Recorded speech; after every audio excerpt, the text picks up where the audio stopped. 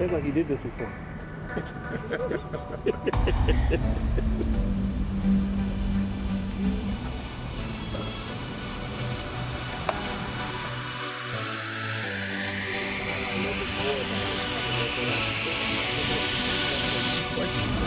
We're here at La Tierra School this morning, picking up some young folks to take them to the Edison power plant.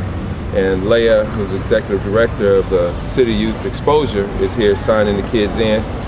We look to have a great day today, looking to learn a lot about the power plant and also looking to learn a lot about the young people that are coming with us today. So you just capture them and see what they're all about, and a little later on they'll warm up and we'll have some fun. All right.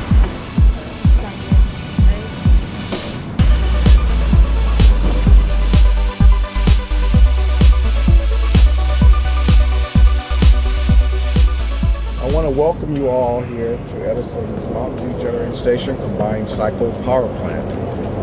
Today you're going to have an opportunity to walk through the plant and see various parts of its operation.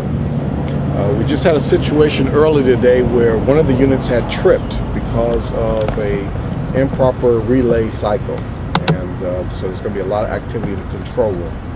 We may not have an opportunity to go into the control room if they're that active or if they're that busy. However, there's a lot more of the plant that we certainly will see, and again, you're going to have an opportunity to ask questions regarding what you do see. As nice and quiet as it may seem, it's still a very hazardous place to work as well as to visit. So we want to make sure you all are safe. You will be, after the end of the orientation here, receive safety glasses. You're going to have to put the safety glasses over your glasses, and we'll give you hard hats, make you look like an employee of Edison. How's that? Absolutely. All right. Clap it up for Mr. Wellington, everybody.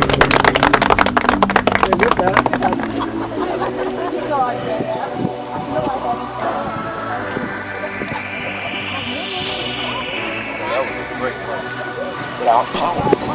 The modern society, as you know today, would not function if there was not this type of level scale of power generation. So we always look for ways to improve our efficiencies and our technologies.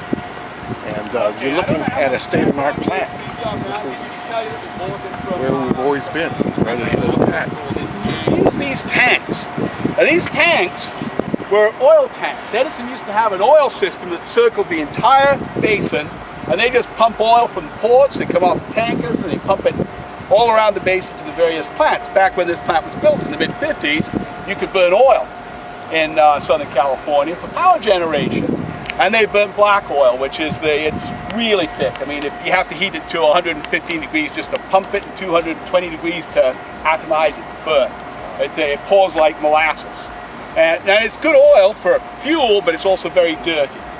Now, as the air permit concerns, air pollution concerns came into play in the 70s and into the 80s, you could no longer burn black oil, you could burn distillate. So you burn number 2 diesel, which is a clear, light oil, and then you burn natural gas. And this plant, the old San Bernardino generating station, burned natural gas and number 2 diesel oil once it got off the burning the residual black oil, the number 6 one. Now, what you're looking at here is you're looking at the inlet hood going into the gas turbine. That little square enclosure with General Electric on the side, that's the gas turbine. The generator is out in the front under the hood. And the exhaust gas is coming this way through the boiler. That boiler is absolutely chock full of tubes, thin tubes. And you got steam drums up on top. You generate steam at 3 different pressures. You can see the high pressure drum, which is full load, weighs about 1,800 pounds per square inch. The intermediate pressure drum can just be seen. It's really too small, and the low pressure drum's a big one on the back of the board. All the air makes like those amount of pounds. Well, the air weighs a lot. You know, we don't notice air because we're walking it all the time, so you don't notice. I mean, it's like I say, the air in that room that we were in probably weighs about 150 pounds, so it is actually quite heavy. It's like a fish noticing it's wet, you know. They don't, because, well, they're just living in water all the time. The air that we're pumping through this turbine with a compressor, the turbine drives a big compressor on the front of it, and it moves this huge volume of air. And that volume of air weighs 950 pounds. So it's actually moving a volume of air, and at 60 degrees, that volume of air, that compressor is designed to move will weigh 950 pounds. And it's because it's compressed. It's compressed. Well, no, it doesn't. It doesn't weigh more. It weighs exactly the same going in as it does coming out. It's just an atmospheric pressure going in and 220 pounds coming out, but it's still 950 pounds mass of air. Okay. So, out of thousands of buttons in the whole place, how'd you almost kill us? I found the red button. What does this do? I want to press the red button. What's the red button? What are you doing? That's Vanessa.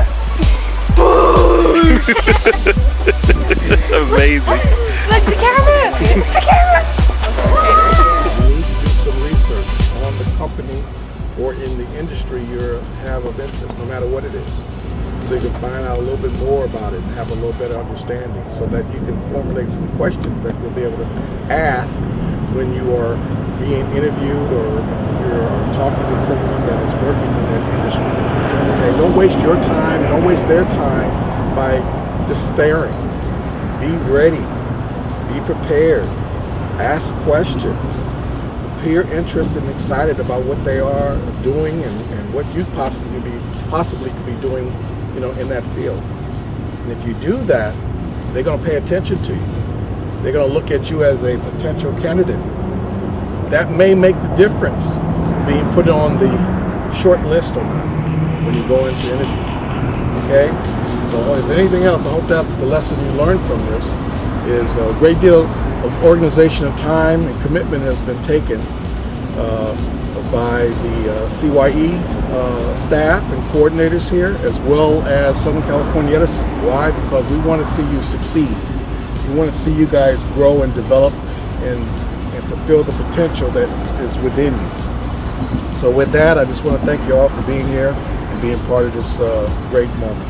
And before I turn it over to Ms. Willis to end it, I want to thank Mr. Wellington. He's on the board of CYE. He's one of the major supporters of CYE. I want you guys to clap it up for him for all his stuff. First, I want to thank Mr. Wellington for helping us make this all happen. It was great. I enjoyed, you can see the excitement. I feel like a little kid right now.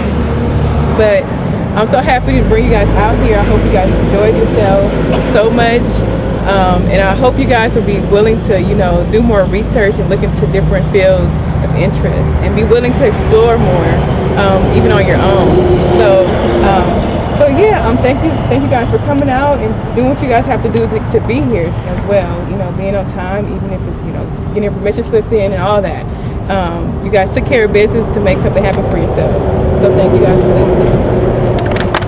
We'd also like to thank Ms. Miller for all that she does. She's trying to stay off camera and all that, but we're not going to let her because she's a very important person in all of you guys' lives, and she's becoming a major importance to us. So we really appreciate it. Now remember, I come from team sports. I'm a sport team person, so I want everybody to put their hands in here. Okay, everybody put your hand in. And remember, at the end of the day, we always want to win. Okay, and winning is when you come out and explore and you experience together. Okay, so on 3, win as loud as you can. We want to make sure those engineers hear us. 1, 2, 3, win!